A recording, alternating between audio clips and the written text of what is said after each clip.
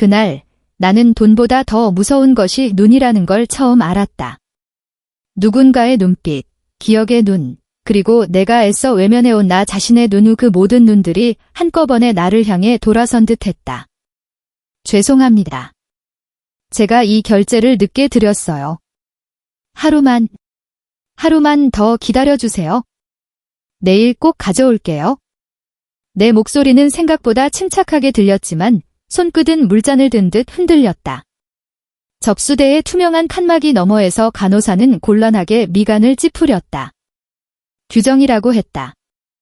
규정은 늘 정확했고 내 삶은 늘 정확함에서 조금씩 밀려나 있었다. 엄마, 괜찮아. 우리 그냥 가자. 준서는 내 어깨를 조심스레 감싸며 말했다. 14살 그 말투엔 이상한 어른스러움이 있었다. 아이가 겨우 14살인데 나 대신 계산서를 보는 눈이었다. 그 눈을 마주치지 않으려고 나는 고개를 숙였다. 하인은 내 반대쪽에 바짝붙어 내 치맛자락을 꼭 쥐고 있었다. 엄마, 말끝에 기침이 걸렸다. 마른 기침이 길게 이어지자 하인의 작은 가슴이 들썩거렸다. 그 작은 손이 내 옷자락을 더 꼭 잡았다. 손바닥의 따뜻함이 내 심장까지 전해졌다가 곧바로 얼음물처럼 식어갔다. 서울대병원 1층 로비의 대리석 바닥은 깨끗했고 발자국 소리가 딱딱 부서졌다. 전광판엔 VIP 종합검진센터 12층이라는 안내 문구가 주기적으로 흘렀다. 나는 그 글자를 읽지 않으려 애썼다. 내게는 다른 세계였다. 굳이 올려다보지 않아도 아는 세계. 내가 한때 부러움과 미움을 동시에 품었던 저 반짝이는 층 안 됩니다.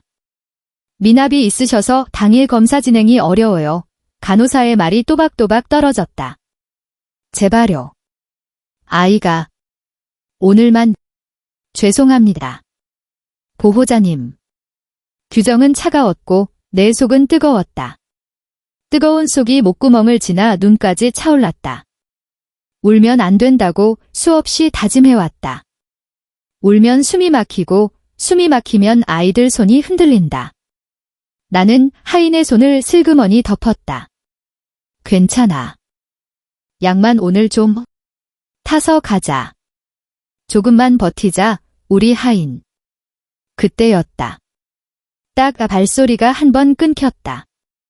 누군가가 멈춘 소리. 나는 반사적으로 고개를 들었다.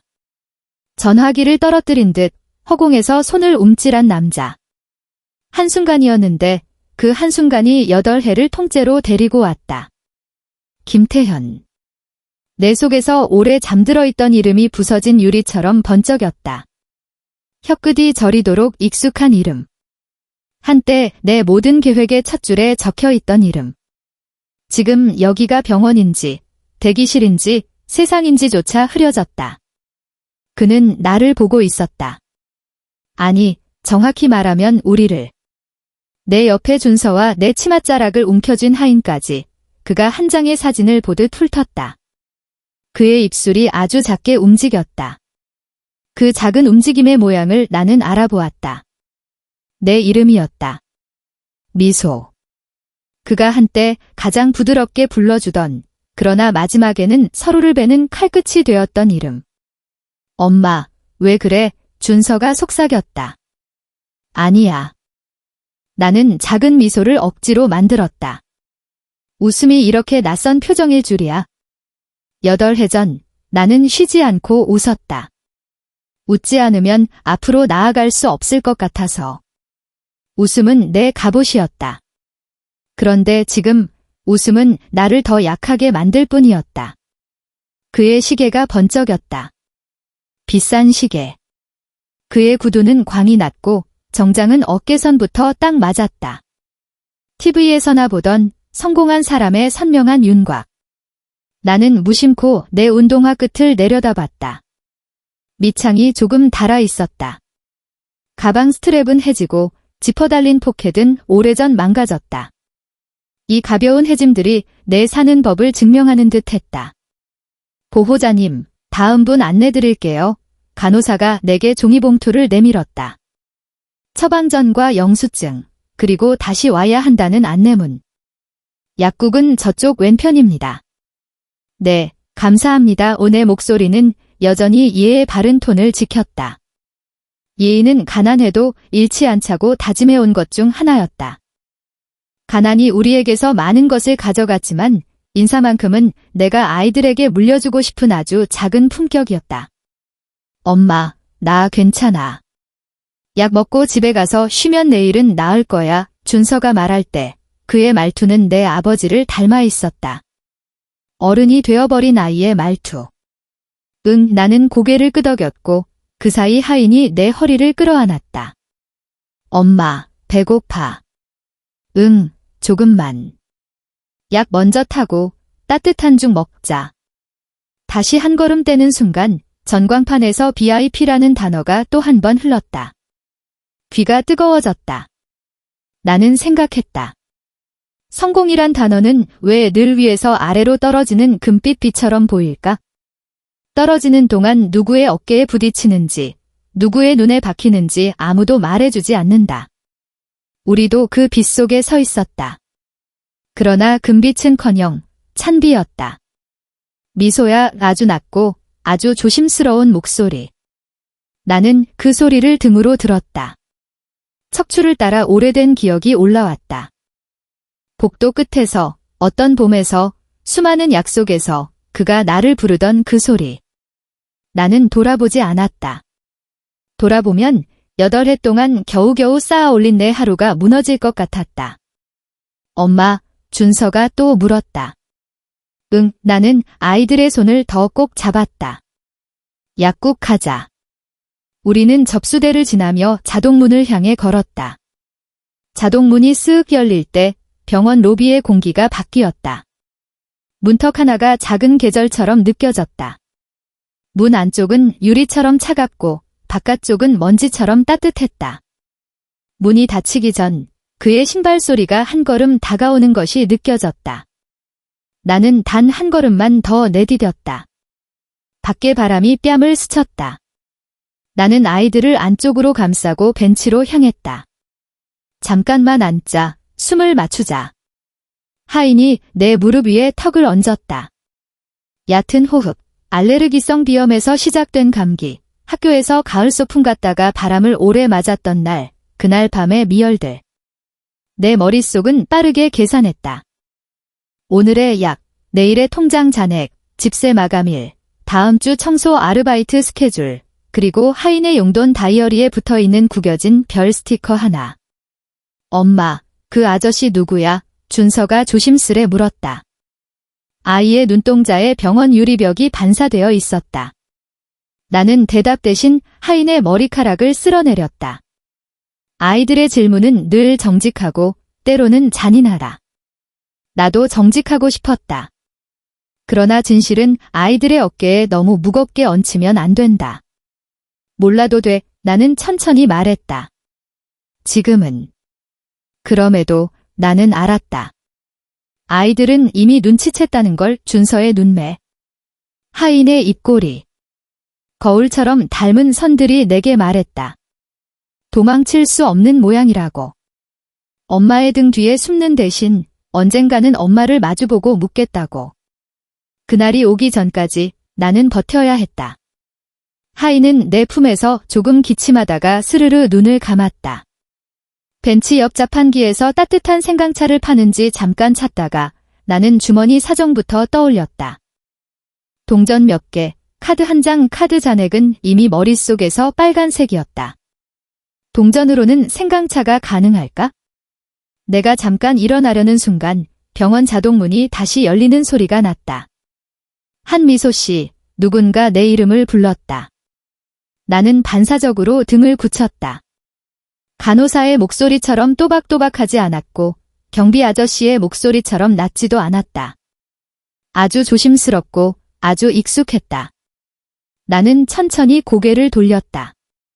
그런데 정면이 아니라 유리문에 비친 반사로 먼저 그를 보았다.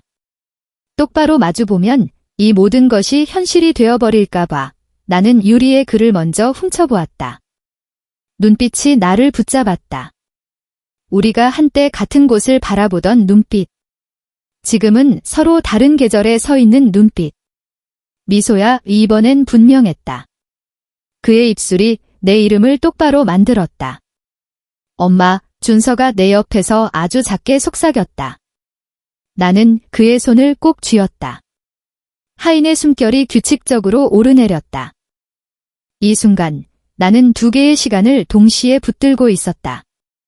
8해 전의 봄과 오늘의 가을. 하나는 빛났고 하나는 어두웠다. 그러나 2시간 모두 내 것이었다. 무슨 일로 오셨나요? 내가 먼저 물었다. 이렇게 묻는 것이 유일하게 안전한 거리 같았다. 그는 잠깐 숨을 고르더니 시선을 아이들로 옮겼다가 다시 내게로 가져왔다. 하인이 많이 아파? 참 어색한 질문. 그러나 이상하게도 내 가슴 한복판을 찔렀다. 그가 내 아이의 이름을 안다. 아니, 우리의 아이. 나는 입술을 깨물었다. 괜찮아질 거예요. 나는 습관처럼 말했다. 괜찮아질 거예요. 이 말은 지난 8해를 버티게 한 주문이었다. 때로는 거짓말이었고, 때로는 희망이었다. 그가 나와 일정한 거리를 유지하며 서 있었다. 냄새가 났다.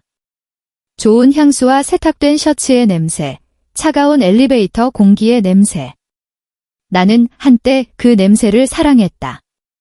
그 냄새는 성공과 계획, 밤새 그리던 미래의 도면이었다. 지금 내 주변엔 다른 냄새들이 있다.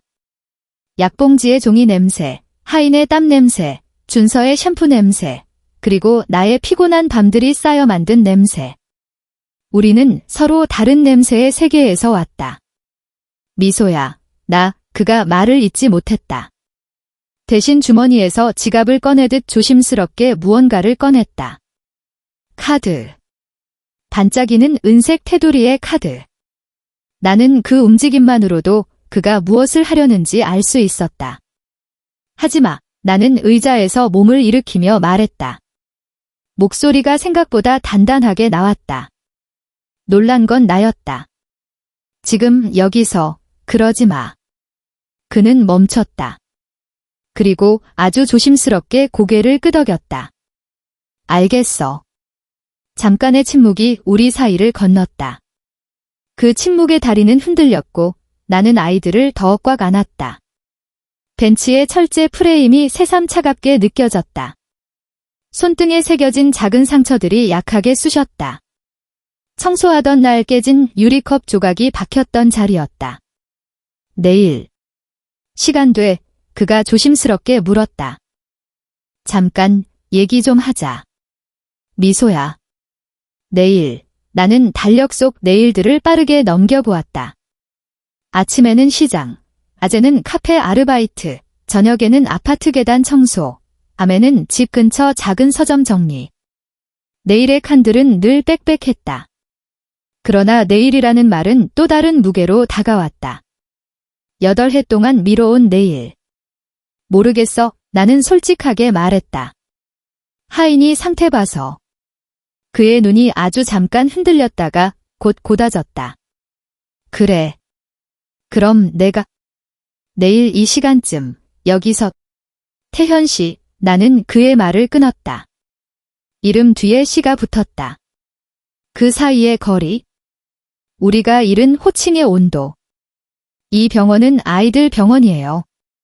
약속 장소로는 안 어울려. 그는 입술을 다물었다.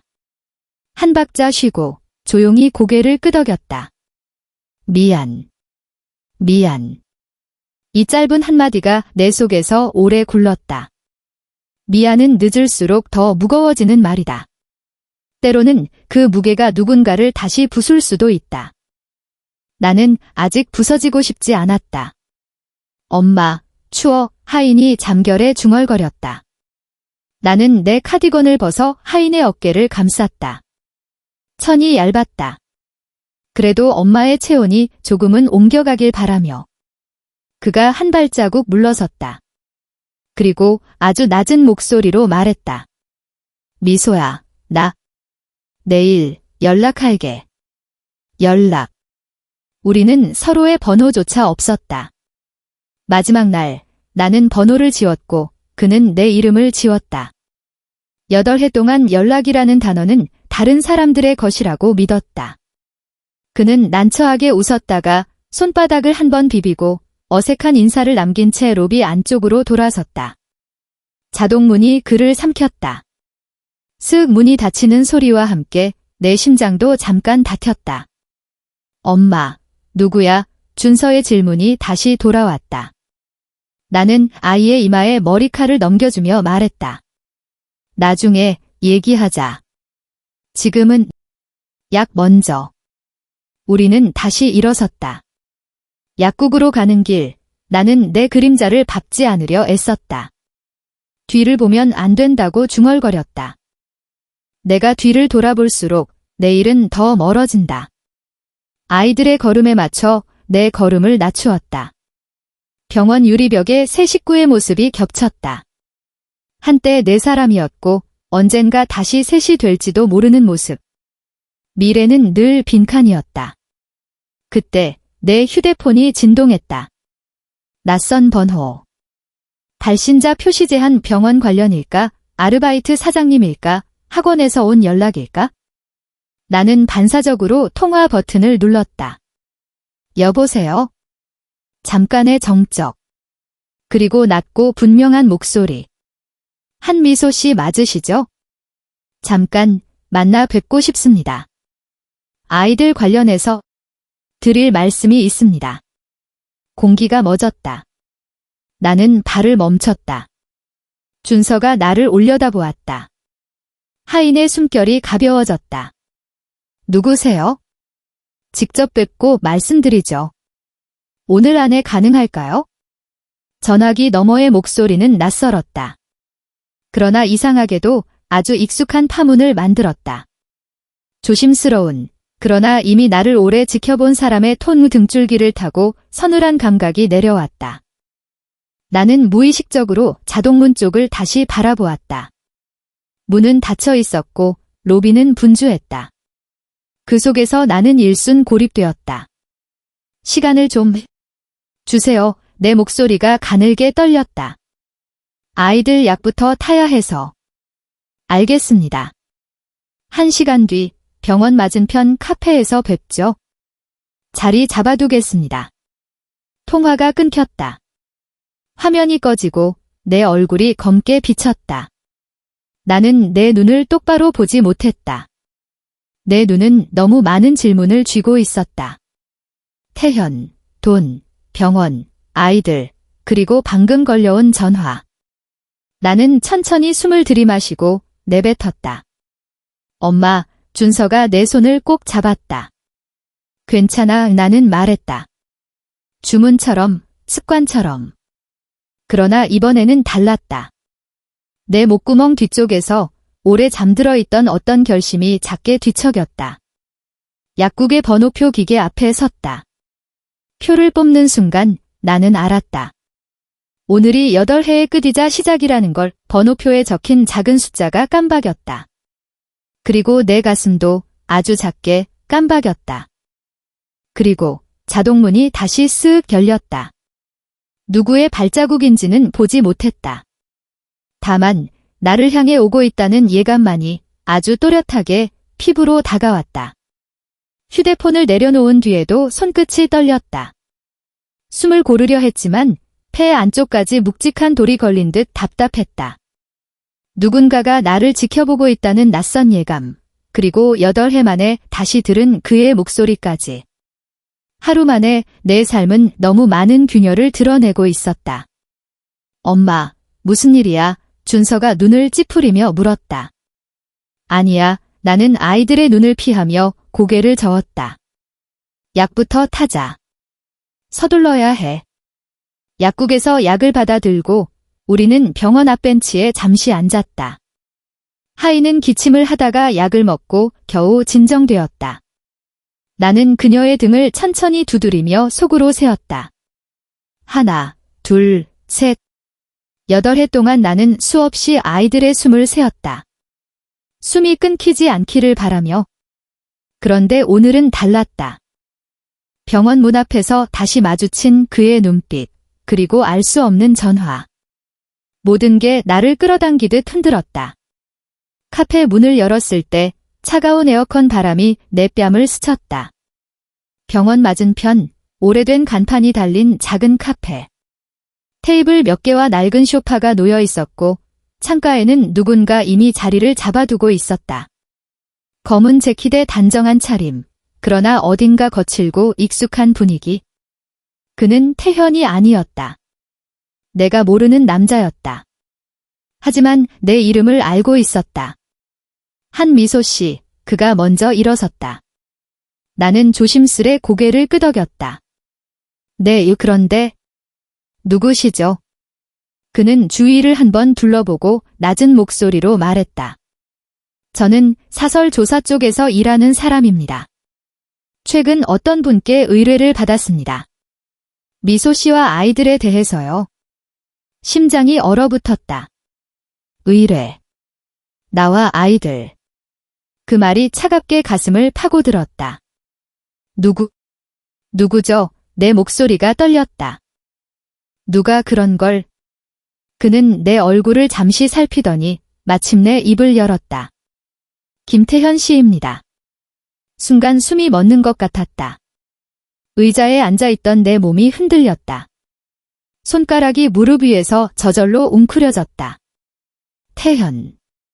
결국 그는 나를, 아니, 우리를. 왜요? 나는 간신히 물었다. 그건 저도 잘 모릅니다. 다만 그는 조심스럽게 봉투 하나를 내밀었다. 이건 의뢰인이 아니라 제가 그냥 드리고 싶은 겁니다. 지금 상황을 조금이라도 덜 힘들게 해주고 싶어서. 봉투. 얇은 갈색 종이봉투였다. 손끝이 봉투에 닿는 순간 몸이 움찔거렸다. 안에 뭐가 있는지 굳이 열어보지 않아도 알 수 있었다. 돈이었다. 나는 천천히 봉투를 밀어 돌려주었다. 필요 없습니다. 목소리가 떨리지 않게 힘주어 말했다. 아이들 앞에서 이런 식으로 살고 싶지 않아요. 그의 눈이 잠시 흔들렸다. 그러나 곧 차분해졌다. 알겠습니다. 하지만 기억하세요. 김태현 씨는 단순한 호기심으로 이런 일을 시작한 게 아닐 겁니다. 어쩌면 다시 당신과 아이들 곁에 서고 싶어서일 수도 있습니다. 그 말은 칼날처럼 내 귓속을 베었다. 8해 전 그가 떠난 날을 떠올렸다. 나는 더 큰 사람이 될 거야. 돈이 조금 없어도 우리 웃을 수 있잖아. 그때 그는 웃으며 말했었다. 그러나 결국 웃음은 그의 것이었고 눈물은 내 것이었다. 나는 카페 창밖을 바라봤다. 건너편 병원 앞 태현이 서 있지는 않을까? 아니, 어쩌면 이미 사라졌을지도 모른다. 하지만 이상하게도 그날 이후 처음으로 내 가슴속 깊은 곳에서 아주 미약한 떨림이 일어났다. 분노인지, 그리움인지, 두려움인지 스스로도 알 수 없는 떨림. 집으로 돌아온 후에도 머릿속은 복잡했다. 준서는 숙제를 하고 있었고 하이는 약 기운에 금세 잠들었다. 나는 거실 불을 줄이고 창가에 앉았다. 어둠 속에서 도시 불빛이 반짝였다. 엄마, 오늘 그 아저씨 아는 사람이야? 준서가 갑자기 물었다. 그의 눈은 어린아이의 눈이 아니었다. 오랫동안 나 대신 세상을 지켜본 듯한 눈빛. 나는 잠시 숨을 고르고 대답했다. 응, 아주 오래전에 내 아빠였던 사람. 준서의 눈동자가 흔들렸다. 말없이 나를 보다가 천천히 고개를 끄덕였다. 알았어. 근데 엄마, 난 괜찮아. 엄마만 힘들지 않았으면 좋겠어. 나는 가슴이 저릿해졌다. 아이가 부모를 위로하는 말, 그것이야말로 내가 원하지 않던 현실이었다. 밤이 깊어갔다. 그러나 눈은 쉽게 감기지 않았다. 창문 너머 불빛 사이로 문득 그의 얼굴이 겹쳐졌다. 변함없이 잘 다듬어진 모습, 그러나 그 속에 어쩐지 낯선 그림자가 드리워져 있었다. 그리고 나는 스스로에게 물었다.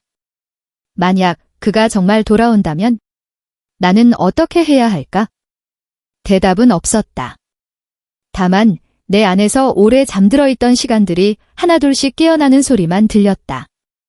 다음 날 아침 휴대폰에 낯선 메시지가 도착했다. 오늘 저녁 잠시만 시간을 내줄 수 있을까? 꼭 하고 싶은 말이 있어? 발신자 김태현. 내 손끝이 다시 떨리기 시작했다. 휴대폰 화면에 뜬 문자 메시지를 수십 번은 들여다본 것 같다. 오늘 저녁 잠시만 시간을 내줄 수 있을까?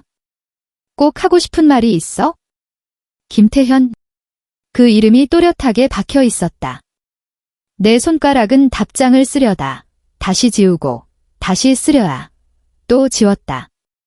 엄마, 뭐해? 준서가 방문 틈 사이로 얼굴을 내밀었다. 나는 얼른 휴대폰을 뒤집었다. 아무것도 아냐. 숙제 다 했어? 응, 근데 엄마. 얼굴이 준서는 말끝을 흐렸다. 마치 무슨 말을 삼킨 듯 눈을 피했다. 그 눈빛이 내 마음을 더 흔들었다. 아이는 어른이 되려 하지 않아도 세상이 억지로 어른으로 만든다. 8해 동안 준서는 내 옆에서 너무 빨리 자라버렸다. 엄마, 힘들면 그냥 말해. 그 한마디에 가슴이 무너져 내렸다. 아이 앞에서만큼은 단단해지고 싶었는데 오늘은 그마저 버거웠다. 저녁 무렵 나는 결국 약속 장소로 향했다. 문자에 적힌 주소는 강남의 한 호텔 라운지였다. 내게는 낯설고 먼 세계. 아이들에게 저녁을 먹이고 하인을 재운 후 준서에게 짧게 말했다. 엄마 잠깐 다녀올게. 금방 올 거야. 어디 가는데? 그냥 예전 아는 사람 좀 만나러. 준서는 더 묻지 않았다. 다만 내 손을 꼭 잡았다. 조심해. 호텔 라운지. 반짝이는 샹들리에와 피아노 소리, 고급 와인의 향이 섞인 공기. 나는 입구에서 잠시 멈춰섰다. 내가 입은 옷은 오래된 가디건과 단정하지만 낡은 블라우스였다. 화려한 조명 아래 내 그림자가 한없이 초라해 보였다.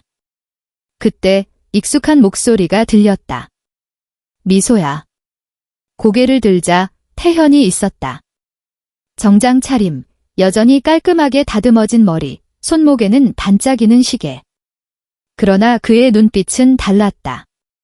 그 눈 속에는 어쩐지 흔들림이, 그리고 두려움이 있었다. 와줘서 고마워. 그는 자리에서 일어나 나를 향해 다가왔다. 나는 잠시 망설이다가 맞은편 의자에 앉았다. 아이들. 많이 컸더라. 첫마디가 그것이었다. 나는 대답하지 않았다. 입술이 굳어버려서. 대신 가방끈을 꼭 쥐었다. 그는 한참 나를 바라보다가 조심스럽게 말했다. 하인, 괜찮아. 어제 많이 힘들어 보였어? 괜찮아질 거예요. 나는 짧게 잘랐다. 괜찮아질 거라고 난 매일 주문처럼 말해요.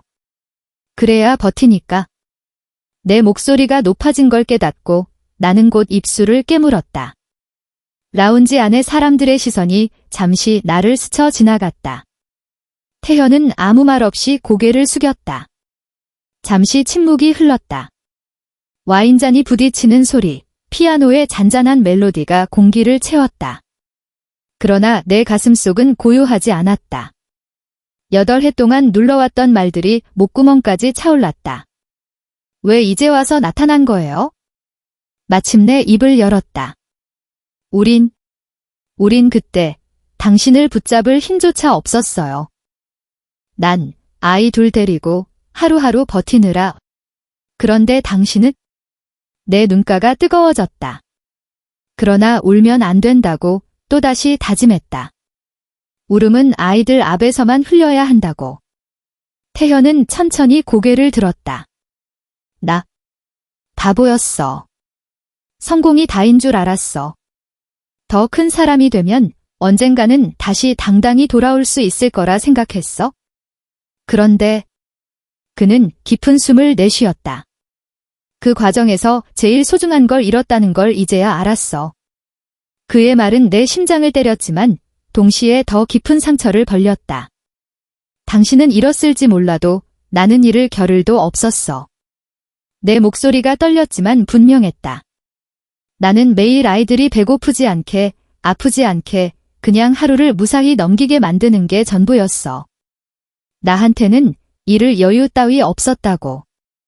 태현의 얼굴이 굳어졌다. 말없이 주먹을 쥔 채 무릎 위에서 떨고 있었다. 그 순간 웨이터가 다가와 물었다. 무엇을 드시겠습니까? 태현이 나를 바라보았다. 나는 고개를 저었다. 아무것도 필요 없어요. 잠깐만 얘기하고 갈 겁니다. 웨이터가 물러가자 태현은 조심스레 말했다. 미소야, 내가 할 수 있는 게 있다면 뭐든 할게. 아이들 병원비든 생활이든. 그만, 나는 단호히 끊었다. 돈으로는 우리 사이의 시간은 돌아오지 않아. 내가 일어서려 하자 태현이 급히 손을 뻗어 내 손목을 잡았다. 순간 8해 전의 기억이 덮쳐왔다. 마지막 날 그의 손길. 떠나기 전 단 한 번 돌아보며 잡았던 그 손길. 나는 손목을 뿌리치려 했지만 그의 손끝이 떨리는 걸 느꼈다. 미소야, 제발 한 번만 기회를 줘. 그의 눈빛 속에는 진심이 있었다. 그러나 진심만으로는 부족했다. 나는 손목을 빼내며 낮게 말했다. 기회라니. 우린 8해 동안 기회조차 없었어. 라운지를 나서며 숨을 몰아쉬었다. 차가운 밤 공기가 폐 안으로 밀려들었다. 호텔 유리창 너머로 태현의 모습이 흐릿하게 비쳤다. 그는 여전히 그 자리에 앉아 머리를 감싼 채 움직이지 않았다. 내 발걸음이 멈췄다. 아니, 가슴이 멈췄다. 그리고 그 순간 휴대폰이 진동했다. 한미소 씨, 오늘 만난 분에 대해 조금 더 말씀드려야 할 게 있습니다. 중요한 얘기입니다. 보낸 사람, 어제 카페에서 나를 만났던 그 조사원. 심장이 다시 뛰기 시작했다. 그가 왜 또 나를 찾는 걸까? 그리고 태현과 무슨 관련이 있는 걸까?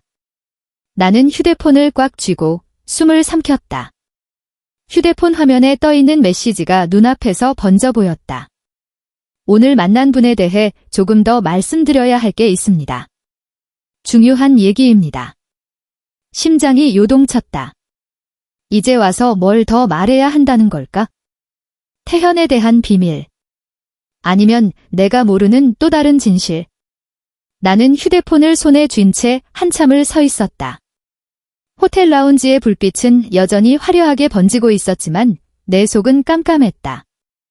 집에 돌아왔을 때 이미 밤 10시가 넘었다. 준서는 거실 불을 켜놓고 내릴 듯 말 듯 졸고 있었고 하이는 방 안에서 잔잔한 숨을 쉬고 있었다.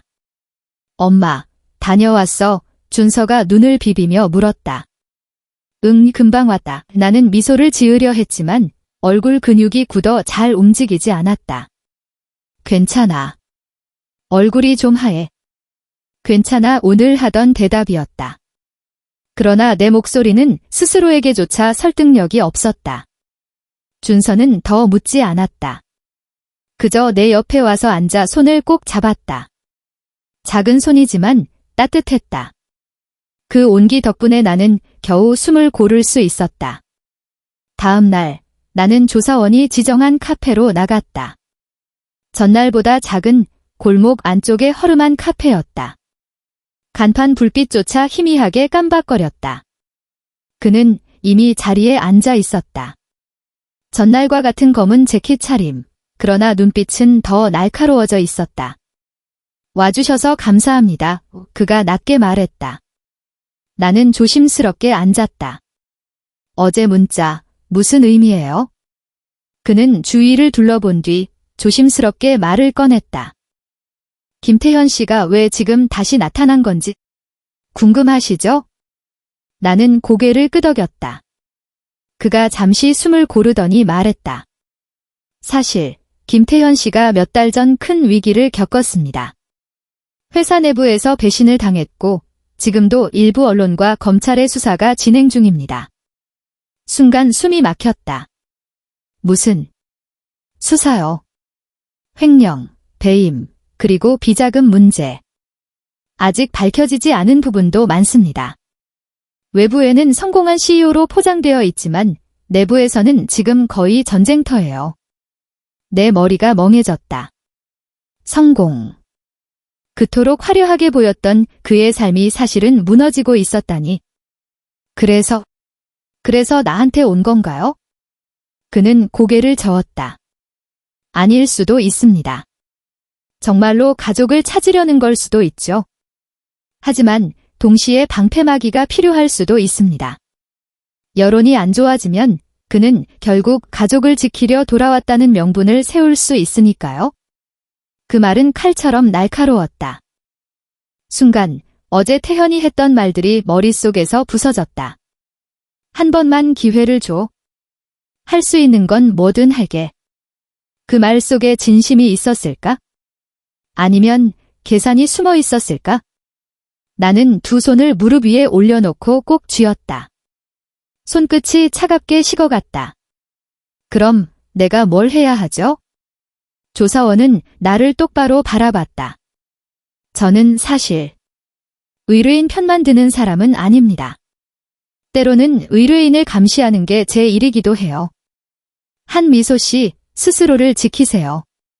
김태현 씨가 어떤 의도를 갖고 있는지 직접 확인하기 전까진 절대 믿지 마세요. 나는 고개를 끄덕였다. 그러나 머릿속은 더 혼란스러워졌다. 카페를 나와 집으로 돌아가는 길, 갑자기 비가 내리기 시작했다. 차갑고 무거운 빗방울이 어깨를 두드렸다. 나는 가방 속 약봉지를 더 꼭 끌어안았다. 하인의 기침이 머릿속에 울렸다. 돈으로는 우리 사이의 시간은 돌아오지 않아 어제 내가 했던 말이 빗속에서 반복됐다. 그러나 또 다른 목소리가 귓가에 맴돌았다. 아이들을 위해서라면 받아야 하는 게 아닐까? 갈림길 앞에서 나는 우산도 없이 서 있었다. 빗속의 신호등 불빛이 빨강에서 초록으로 바뀌었다. 그러나 내 발은 쉽게 움직이지 않았다. 집에 도착했을 때 준서가 현관 앞에서 서 있었다. 엄마. 그는 내 젖은 옷을 보고 눈을 크게 떴다. 괜찮아. 괜찮아, 또 같은 대답. 그러나 이번에는 목소리가 너무 가늘었다. 준서는 나를 가만히 바라보다가 말했다. 엄마, 사실. 아까 낮에 병원에서 전화 왔어. 하인 검사 결과 다음 주에 추가 정밀 검사 받아야 한대. 순간 내 눈앞이 하얘졌다. 정밀 검사, 내 목소리가 터져나왔다. 준서는 조심스럽게 고개를 끄덕였다. 응이 근데 검사비가. 그는 말을 잇지 못했다. 그러나 나는 알아들었다. 또 돈이었다. 항상 돈. 나는 벽에 기대어 주저앉았다. 하인의 방에서 들려오는 잔잔한 숨소리가 더 크게 들렸다. 눈물이 뜨겁게 차올랐다. 8해 동안 버텨왔지만 오늘은 무너지고 싶었다. 그때 다시 휴대폰이 진동했다. 내일 오전 아이들과 함께 만날 수 있을까? 내가 직접 설명할게. 발신자 김태현. 나는 두 눈을 감았다. 빗소리가 창밖에서 쏟아졌다. 그리고 내 마음속에서 무겁고 위험한 선택지가 동시에 고개를 들었다. 밤새 창밖 빗소리가 멎지 않았다. 지붕을 두드리는 빗방울 소리는 마치 내 마음속 불안을 증폭시키는 북소리 같았다. 눈을 감아도 귀를 막아도 쉴 새 없이 울려 퍼졌다. 나는 거실 불도 켜지 않은 채 소파에 앉아 있었다. 휴대폰 화면엔 여전히 마지막 메시지가 떠 있었다. 내일 오전 아이들과 함께 만날 수 있을까? 내가 직접 설명할게. 김태현. 엄마. 언제 일어났는지 준서가 내 옆에 와 앉았다. 졸린 눈으로 나를 보더니 잠시 침묵하다가 말했다. 나도 알고 싶어. 아빠가 왜 지금 와서 나타난 건지? 나는 대답하지 못했다. 아이의 얼굴에는 두려움보다 호기심이, 그리고 어른스러운 결심이 묻어 있었다. 그 모습이 내 가슴을 더 저미게 했다. 다음 날 오전, 나는 아이들과 함께 약속 장소로 향했다. 태현이 지정한 곳은 병원 근처 작은 공원이었다. 비는 그쳤지만 나무 잎에는 아직 물방울이 매달려 있었다. 멀리서 그는 이미 와 있었다. 깔끔한 정장 차림이었지만 어제보다 수척해 보였다. 내 눈에 들어온 건 그가 아니라 그 옆에 놓여 있는 작은 종이봉투였다. 와줘서 고마워. 태현이 천천히 말을 꺼냈다. 나는 아이들을 내 옆에 두고 조심스럽게 물었다. 무슨 얘기든 아이들 앞에서 해요. 숨길 게 없다면? 태현은 한참 우리를 바라보다가 깊은 한숨을 내쉬었다. 나 곧 모든 걸 잃을지도 몰라. 무슨 소리예요? 회사, 명예, 내가 세운 자리, 다 무너질 수 있어? 그리고 솔직히 말하면 난 겁이 나. 나는 굳게 입술을 다물었다. 그 겁이라는 말이 너무 늦게 들려왔기 때문이었다. 그래서 이제야 가족을 찾는 거예요? 내 목소리는 차갑게 떨렸다. 아니, 태현은 고개를 저었다. 처음엔 변명처럼 들리겠지만 단순히 널, 아이들을 보고 싶었어. 그런데 동시에 지금 내겐 너희가 마지막 희망일지도 몰라. 준서가 나를 올려다봤다. 아이의 눈빛 속에는 혼란이 가득했다. 그는 조심스럽게 말했다. 아빠, 진짜예요. 엄마 힘들게 했던 거 이제 와서 후회하는 거예요? 태현은 순간 말을 잇지 못했다. 그리고 아이의 눈을 똑바로 보며 대답했다. 그래. 후회해. 너무 늦었지만 매일 후회해. 그 말은 진심처럼 들렸다. 그러나 동시에 너무 위험한 진심 같았다. 하인 정밀검사비. 나는 마침내 꺼내지 않으려던 말을 내뱉었다. 그 돈 때문에 잠 못 자고 있어요. 난 어떻게든 해보려고 했는데 솔직히 말해 지금은 막막해요. 태현의 눈빛이 순간 흔들렸다. 내가 할게. 내가 다 책임질게. 제발 더 이상 혼자 버티지 마. 나는 눈을 감았다. 마음 한구석에서 받아야 한다는 목소리가 들렸다. 아이들을 위해서라면 자존심보다 중요한 게 있다고. 그러나 또 다른 목소리가 속삭였다. 그렇게 시작하면 다시 그에게 휘말리게 된다. 너는 또다시 무너진다. 바람이 불어와 나무잎에 물방울이 떨어졌다. 그 순간 조사원의 말이 떠올랐다. 방패막이가 필요할 수도 있습니다. 절대 믿지 마세요. 나는 눈을 뜨고 태현을 바라봤다. 그의 얼굴은 진심과 두려움, 그리고 어떤 계산이 섞여 있었다. 하나만 묻겠어요. 나는 낮게 말했다. 당신이 우리에게 돌아오려는 게 사랑 때문이에요? 아니면 당신이 무너지고 있어서예요? 태현의 눈빛이 흔들렸다. 답을 하지 못했다. 그 침묵이 모든 걸 말해주는 것 같았다. 그 순간 하인이 내 손을 꼭 잡았다. 엄마, 나 무서워. 그 작은 목소리에 나는 정신이 번쩍 들었다. 아이 앞에서 흔들려서는 안 된다. 나는 자리에서 일어섰다. 오늘은 이만 가요. 정밀검사비, 그건 나중에 얘기해요. 하지만 지금은 내 목소리가 떨렸지만 분명했다. 당신을 믿을 수가 없어요. 아이들과 함께 공원을 빠져나오는데 뒤에서 태현의 목소리가 울렸다. 미소야. 제발 한 번만 더 생각해줘. 내가 할 수 있는 건 이제 너희밖에 없어. 나는 걸음을 멈추지 않았다. 아이들의 손을 더 꼭 잡았다. 집으로 돌아오는 길 휴대폰이 다시 울렸다. 한미소 씨, 김태현 씨와의 대화 조심하세요. 곧 더 큰 일이 터질 겁니다. 발신자, 조사원. 나는 휴대폰을 꼭 쥐고 숨을 몰아쉬었다. 더 큰 일. 그게 무슨 뜻일까? 비가 멎은 하늘에 구름 사이로 빛이 스며들고 있었지만 내 마음은 더 깊은 어둠 속으로 빠져드는 것 같았다. 밤하늘은 이상할 만큼 조용했다. 비가 그친 뒤 남겨진 도시는 고요했지만 내 마음은 더 거칠게 요동치고 있었다. 조사원의 마지막 메시지가 계속 머릿속을 울렸다. 곧 더 큰 일이 터질 겁니다. 무슨 의미일까? 태현의 회사 문제? 아니면 우리를 향한 또 다른 위험. 그날 밤 나는 좀처럼 잠들지 못했다. 거실 불을 꺼둔 채 소파에 앉아 창밖을 바라보았다. 서울의 불빛은 여전히 화려했지만 내 눈에는 그저 멀고 낯설게만 보였다. 더 큰 일. 내 손에 쥔 휴대폰이 땀으로 젖었다. 그리고 그 순간 또다시 진동이 울렸다. 미소야, 지금 잠깐 만날 수 있을까?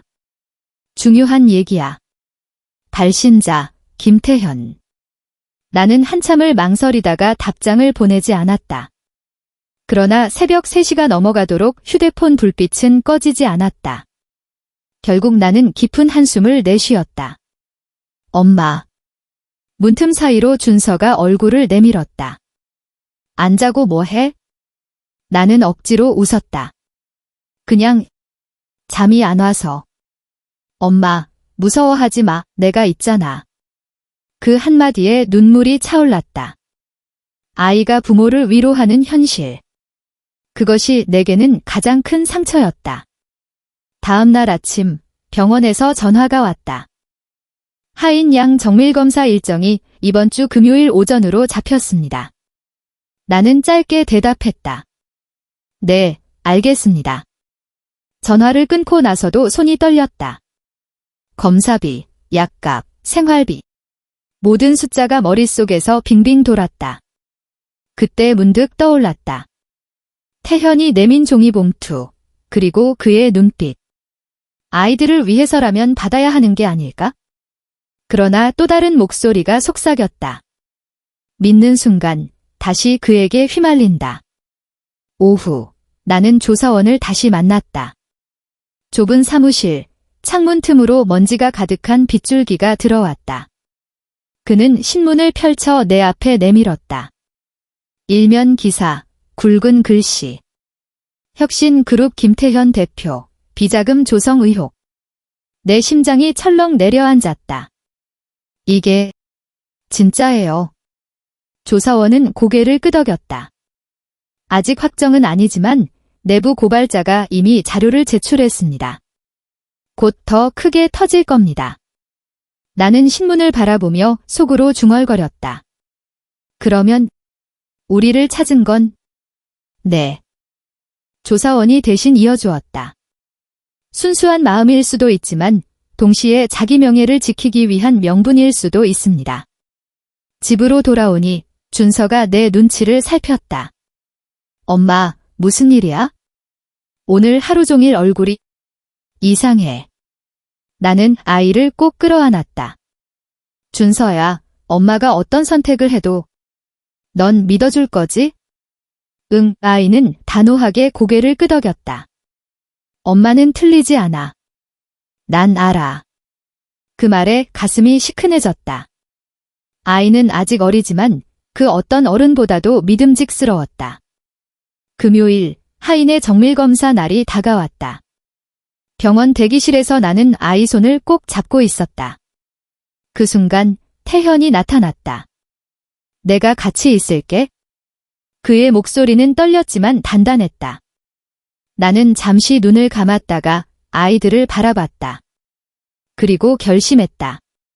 오늘은 그냥 아빠로 있어줘요. 다른 건 필요 없어요. 검사가 시작되자 하인은 작은 몸으로 기계를 견뎠다. 준서는 동생 옆에서 손을 잡아주며 괜찮아, 금방 끝나느라고 속삭였다. 나는 멀리서 그 모습을 바라보았다. 그리고 그 순간 깨달았다. 나는 이미 수많은 것을 잃었지만 동시에 가장 소중한 걸 지켜왔다. 내 아이들. 이 아이들이 내 전부였다. 검사가 끝나고 우리는 함께 병원 밖을 걸었다. 바람이 불어와 머리카락이 흩날렸다. 태현이 내 옆에 조심스레 걸으며 말했다. 미소야, 나 다시 시작할 수 있을까? 나는 멈춰 서서 그를 바라봤다. 다시 시작하는 건 당신 마음이에요. 하지만 우리와의 시작은 당신 마음대로 되는 게 아니에요. 그는 아무 말도 하지 못했다. 나는 아이들의 손을 더 꼭 잡았다. 하늘은 어느새 맑아져 있었다. 구름 사이로 햇살이 스며들었다. 내 안에도 작은 빗줄기가 스며들었다. 앞으로 무엇이 기다리든 나는 더 이상 도망치지 않을 것이다. 그리고 마음속으로 조용히 속삭였다. 이제는 나도, 우리도 다시 살아야 해.